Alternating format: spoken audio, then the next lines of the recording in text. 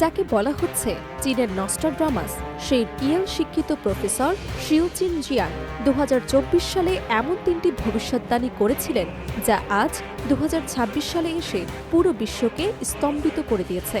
তার প্রথম দুটি পূর্বাভাস ডোনাল্ড ট্রাম্পের হোয়াইট হাউসের প্রত্যাবর্তন ও ইরানের সাথে যুক্তরাষ্ট্রের ভয়াবহ যুদ্ধ ইতিমধ্যেই অক্ষরে অক্ষরে মিলে গেছে। কিন্তু বিশ্বজুড়ে এখন যে প্রশ্নটি সবচেয়ে বেশি আতঙ্ক ছড়াচ্ছে তা হল তার তৃতীয় ও শেষ পূর্বাভাসটি নিয়ে। জিয়াং দাবি করেছেন ইরানের সাথে এই যুদ্ধে জয় নয়, বরং ওয়াশিংটনের পতন ও চরম পর্যায়ে ঘটবে। কিন্তু কেন একজন প্রফেসর এমন ভয়ঙ্কর দাবি করছেন? গেম থিওরি আর ইতিহাসের কোনো ধ্রুব সত্যের উপর ভিত্তি করে তিনি দেখছেন ওয়াশিংটনের পতন।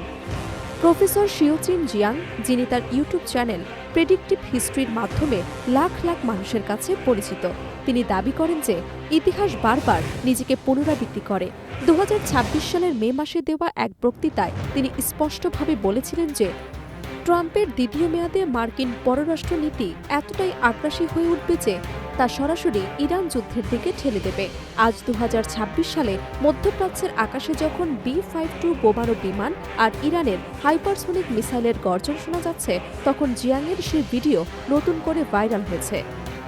জিয়াং আমেরিকার এই ইরান যুদ্ধকে প্রাচীন গ্রিসের সিসিলিয়ান অভিযানের সাথে তুলনা করেছেন। সেই সময় এথেন্স তাদের সবথেকে বড় সামরিক অভিযানটি চালিয়েছিল সিসিলিতে, কিন্তু সেই উচ্চাকাঙ্ক্ষী অভিযানটি এথেন্সের পতন ডেকে এনেছিল।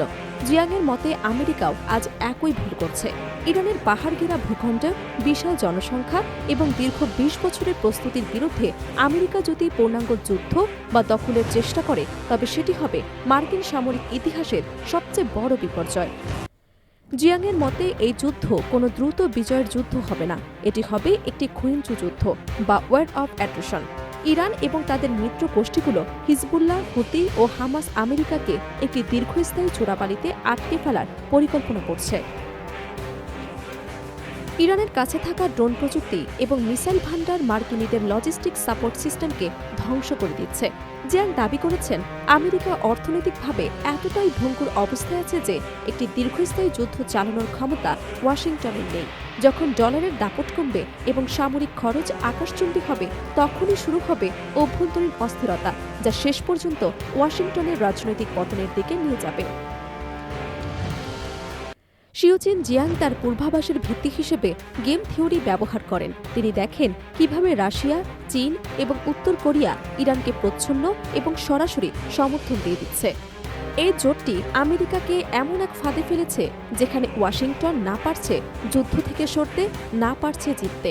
জিয়াংয়ের তৃতীয় পূর্বাভাস অনুযায়ী এই যুদ্ধের মাধ্যমে মার্কিন একক আধিপত্য বা ইউনিপোলার ওয়ার্ল্ড শেষ হয়ে যাবে এবং শুরু হবে একটি নতুন মাল্টিপোলার বা বহুমুখী বিশ্ব ব্যবস্থা।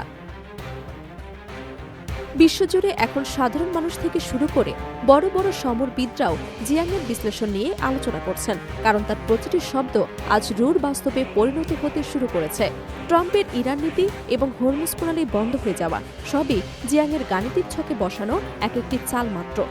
শিউচিন জিয়াংয়ের প্রথম দুটি পূর্বাভাস যখন সত্যি হয়েছে, তখন তৃতীয় পূর্বাভাসটি নিয়ে উপেক্ষা করার কোনো সুযোগ নেই। ওয়াশিংটনের পতন কি সত্যিই আসন্ন? ইতিহাস কি আমেরিকার ভাগ্য পরাজয়ের নতুন এক অধ্যায় লিখে রেখেছে, নাকি আধুনিক যুদ্ধ ব্যবহার করে আমেরিকা এই বিপদ কাটিয়ে উঠতে পারবে? তা এখন সময়ের অপেক্ষা।